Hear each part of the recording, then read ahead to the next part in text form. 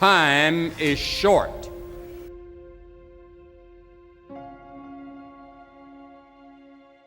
What is your life? It's even a vapor that appeareth for a little time and then vanisheth away. If someone had told me when I was 20 years old that life was very short and would pass just like that, I wouldn't have believed it. And if I tell you that, you don't believe it either. I cannot get young people to understand how brief life is, how quickly it passes. It seems like yesterday I was in school.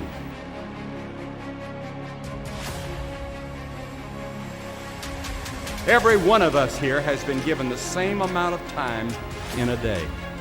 1,440 minutes a day, 168 hours per week. The days of our years are 80 years and 10. And if by reason of strength there are 80 years, yet is their strength labor and sorrow, for it is soon cut off, and we have passed away and cut off. 70 years God allows us. And it's interesting to me, with all of our medical science, we've never passed that magic mark.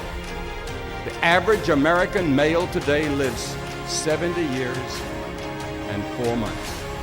The average female, 73 years and 6 months. More people live to be 70, but the average age of an American is still 70 as taught in the scriptures. Now 70 years God allows us. So let's think a moment. What do we do with those 70 years? The first 15 are spent in childhood, and then 20 years we sleep.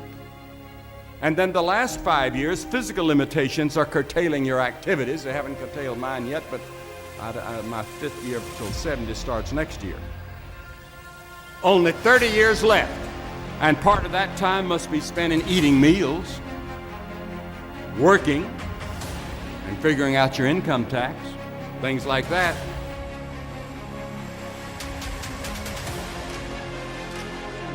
Now is the accepted time. The things we ought to do, the classes we ought to take, the books we ought to read, do it now. The family that needs you, spend more time now. Write that letter home now that you've been meaning to write. Money you ought to give now. Time for study, do it now. People you ought to witness to, do it now. Every time the clock ticks, it seems to say now. Today, if you will hear his voice.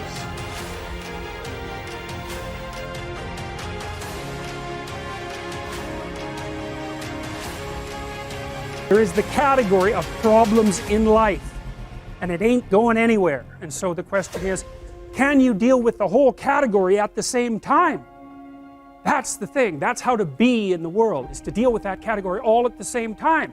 And so how did human beings, what did they come up with as a solution? And that's so cool too, because the solution they come up with not only was the heroism that allows you to approach what you're terrified by and what you find offensive and to learn from it, but also the idea of sacrifice, and that was played out by cultures everywhere, including human sacrifice. And you think, what the hell was up with those crazy bastards so long ago? They were sacrificing to gods all the time.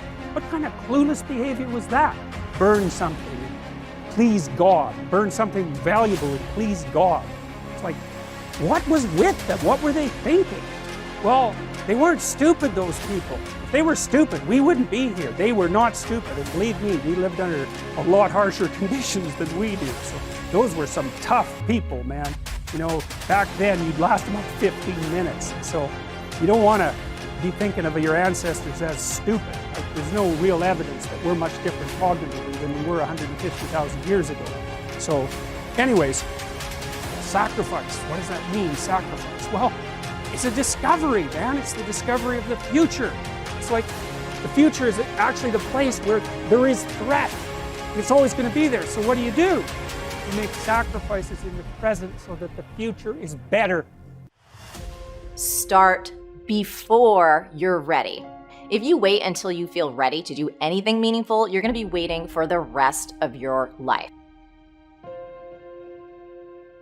Among the people who are the most successful, the happiest, the people who are actually contributing the most, they all have one thing in common, and it's this. They all start before they're ready.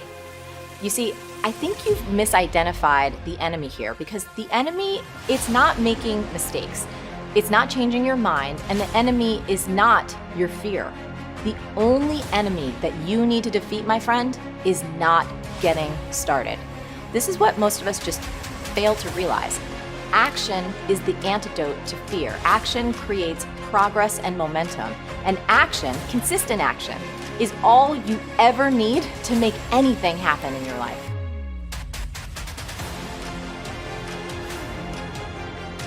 It's all back down to a very primitive mindset of we just have to do. It's like breathing. Breathing becomes normal. Like we don't know that we're doing it. That's how you have to live your life. When that alarm clock goes off at 4 or 5 in the morning, your mind says no. You just say, this is what we do. It's what we do now. Because to get to where you want to go, the amount of pain involved, I'm not saying physical, I'm not saying you got to break yourself off. The amount of mental pain of how many times you're going to have to do something that you don't want to do to get to where you want to go. There's going to be more times you do something that you don't want to do than you are going to want to do it. And that's your new norm. That's your new norm. So then it's like breathing. And then once you do this over and over and over again, it becomes like breathing. I don't want to live this lifestyle, but to get to the other side of this, I have to.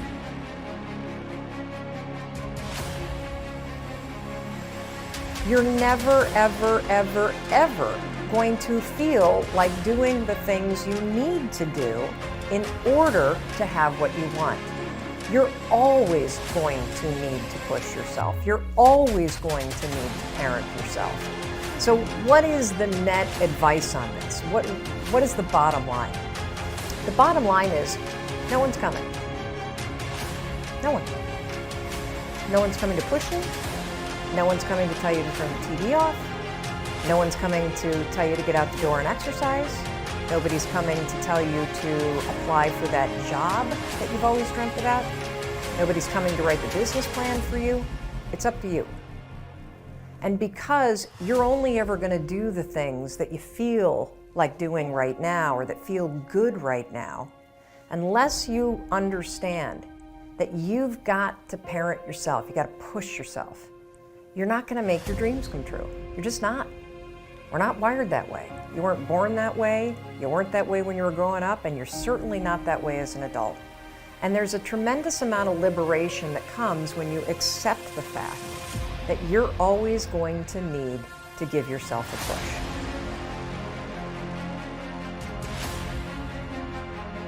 People want to know how to stop the laziness, and they want to know how to stop the procrastination. They have some idea in their head, some kind of a vision of what they want to do. But they don't know where to start. They don't know where to start it, They don't know where to start. And so they say, hey, where do I start? And when's the best time to start? And I have a very simple answer for that. Here and now. That's it. You want to improve? You want to get better? You want to get on a workout program or a clean diet? You want to start a business? You want to write a book or make a movie or build a house or a computer or put together some mobile application? Where do you start? You start right here. And when do you start? You start right now. You initiate the action aggressively. You go. Because the idea isn't going to execute itself. And the book isn't going to write itself. And the weights out in the gym, they're not going to move themselves. You have to do it, and you have to do it now. And that means you got to stop thinking about it and stop dreaming about it and stop researching every aspect of it and reading all about it and debating the pros and cons of it. Just start doing it. Take that first step and make it happen. Get after it. And get after it here and now.